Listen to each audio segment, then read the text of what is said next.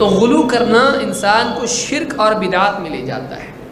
لہٰذا اللہ کے نبی صلی اللہ علیہ وسلم نے جب اپنے بارے میں صحابہ کو منع کر دیا تو باقی سب کے بارے میں اپنے آپ منع ہو گیا کہ سارے بندوں میں سب سے بڑے کون؟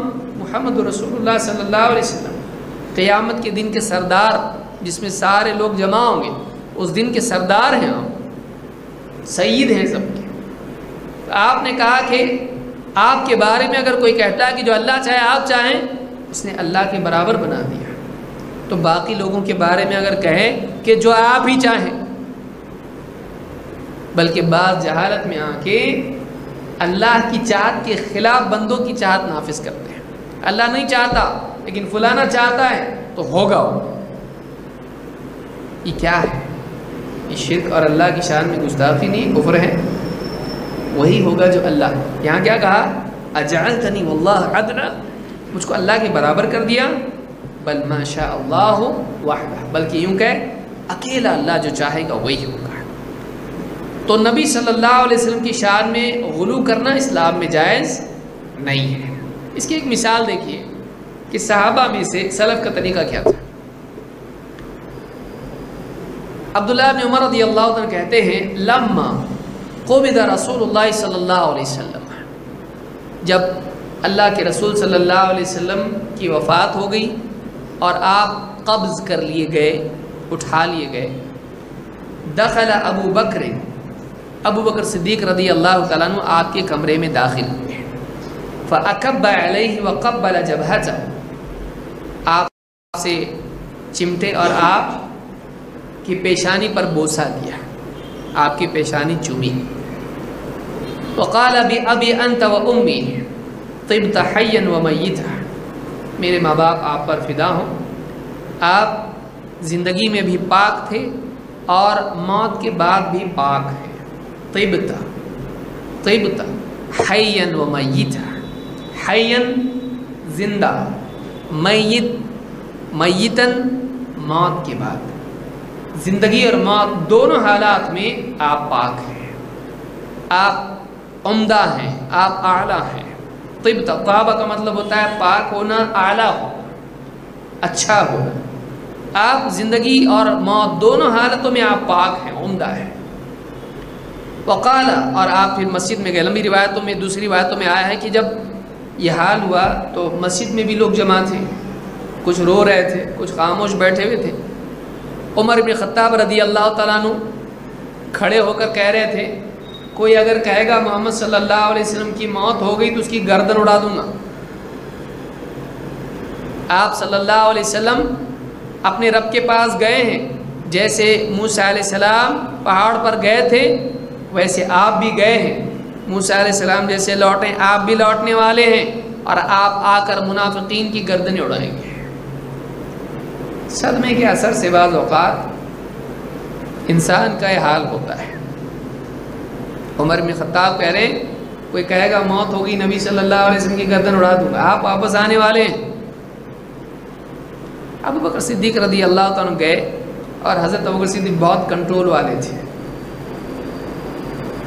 گئے آپ صلی اللہ علیہ وسلم کے کمرے میں، دیکھا آپ کی وفات ہو چکی ہے، پیشانی کو چوما اور کہا کہ آپ اپنی زندگی میں اور موت کے بعد آپ پاک جیسے تھے زندگی میں ویسے آج بھی پاک ہیں، آپ اسی حال میں پاک اور عمدہ ہیں آج۔ اور پھر مسجد میں گئے، مسجد میں جا کے دیکھا یہ سب ہو رہا ہے، وہاں پہ سیدھا جا کے ممبر پر کھڑے ہو گئے، اور جا کے جو جملہ انہوں نے کہا وہ قیامت تک باقی رہے گا۔ کہا من کان یعبد محمدا فإن محمدا قد مات، جو محمد صلی اللہ، یہ ڈانٹ کا جملہ ہے، جو محمد صلی اللہ علیہ وسلم کی عبادت کرتا تھا وہ جان لے کہ محمد صلی اللہ علیہ وسلم کی موت ہو گئی۔ کون کہہ رہا ہے؟ ابو بکر صدیق رضی اللہ عنہ۔ کوئی ہے تم میں ایسا جو محمد صلی اللہ علیہ وسلم کی بات انہیں ڈانٹ رہے ہیں کہ جس آدمی نے اپنا معبود محمد صلی اللہ علیہ وسلم کو بنایا تھا وہ آج جان لے کہ محمد صلی اللہ علیہ وسلم کی وفات ہو گئی ہے، قد مات، موت ہو گئی۔ ومن كان يعبد اللہ، ہاں جو اللہ کی عبادت کرنے والا تھا فَإِنَّ اللَّهَ فِي السَّمَاءِ حَيٌّ لَا يَمُوتُ، تو وہ جان لے کہ اللہ آسمان پر ہے اور اس کے لیے موت نہیں، وہ زندہ ہے، کیونکہ اللہ ہے اکیلا جس کے لیے موت نہیں ہے، باقی سارے کل من علیہا فان، زمین پر جتنے ہیں فنا ہونے والے ہیں، موت سب کے لیے، انک میت و انہم میتون۔ اللہ نے اپنے نبی سے کہا اے نبی آپ کو بھی موت آنی ہے اور ان کو بھی موت آنے والی ہے، آپ کا انکار کرنے والے آپ کے لیے بھی موت ہے اور آپ کا انکار کرنے والے ان کے لیے بھی موت ہے۔ آج یہ نہیں مانتے نا، کل قیامت کے دن ان کو ماننا پڑے گا، آپ بھی آؤ گے یہ بھی آئیں گے، تب فیصلہ ہوگا۔ انک میت و انہم میتون، آپ کو بھی ایک دن موت آنی ہے اور ان کو بھی موت آنے والی ہے، یہ بھی مرنے والے ہیں، آپ کو بھی موت آئے گی۔ اللہ رب العالمین نے جو کہا، ان آیتوں کو ابوبکر صدیق رضی اللہ تعالیٰ جانتے تھے اچھی طرح سے، اور اس صدمے کے وقت میں بھی وہ ان آیتوں سے غافل نہیں ہوئے، لہٰذا ممبر پر کھڑے ہو کے کہا کہ جو یعنی اس وقت میں سبق دیا امت کو کہ تم اتنا نڈھال ہو گئے، تم ایک دم ٹوٹ گئے، ایک دم بکھر گئے۔ نبی صلی اللہ علیہ وسلم سے پہلے کئی نبی آئے، ان کی بھی وفات ہوئی، وہ بھی دنیا سے چلے گئے، آپ کی ایک زندگی تھی، آپ کے لیے ایک مدت تھی، آپ بھی دنیا سے چلے گئے، تو کیا نبی صلی اللہ علیہ وسلم دنیا سے چلے جائیں سب ختم ہو گیا؟ سب ختم ہو گیا؟ نبی صلی اللہ علیہ وسلم جب تھے آپ کی مدد کون کرتا تھا؟ اللہ کرتا تھا، اللہ کی نصرت سے سارا معاملہ چلتا تھا، ہدایت دینے والا، حفاظت کرنے والا، رزق دینے والا، مدد کرنے والا، آسمان سے فوجیں بھیجنے والا، غلبہ دینے والا تو اللہ ہی تھا۔ تو نبی صلی اللہ علیہ وسلم کو کس نے دیا؟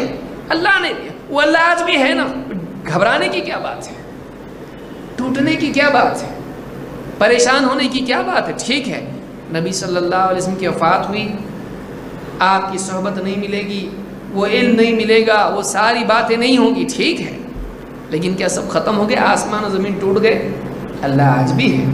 تم بندے کس کے تھے؟ محمد صلی اللہ علیہ وسلم کے تھے یا اللہ کے بندے تھے؟ ابوبکر صدیق رضی اللہ تعالیٰ نے اس خطبے میں جو بہت ہی مختصر تھا، اس خطبے میں امت کو بتایا کہ شخصیات آتی رہیں گی، جاتی رہیں گی، اللہ ہمیشہ باقی رہے گا۔ جس انسان کا بھروسہ اللہ پر ہے وہ شخصیتوں کے آنے جانے کے باوجود بھی اپنا کام کرتا رہے گا۔ اللہ نے قرآن میں بھی کہا وَمَا مُحَمَّدٌ إِلَّا رَسُولٌ قَدْ خَلَتْ مِن قَبْلِهِ الرُّسُلُ أَفَإِن مَّاتَ أَوْ انقُتِلَ انقلبتم عَلَىٰ آقابكم أو قتل انقلبتم عَلَىٰ آقابكم، کہ محمد صلی اللہ علیہ وسلم تو بس اللہ کے رسول ہیں، ان سے پہلے بھی کئی رسول آ چکے، ان سے پہلے بھی کئی رسول گزرے۔ أَفَإِن مَّاتَ أَوْ قُتِلَ، اگر ان کی موت ہو جائے یا یہ قتل کیے جائیں، انقلبتم علی اعقابکم، تو کیا تم الٹے پاؤں پھر جاؤ گے؟ اللہ نے یہاں پر ڈانٹا، جب تک محمد صلی اللہ علیہ وسلم ہیں تو ہم دین پر چلیں گے، آپ دنیا سے چلے گئے، دین ختم۔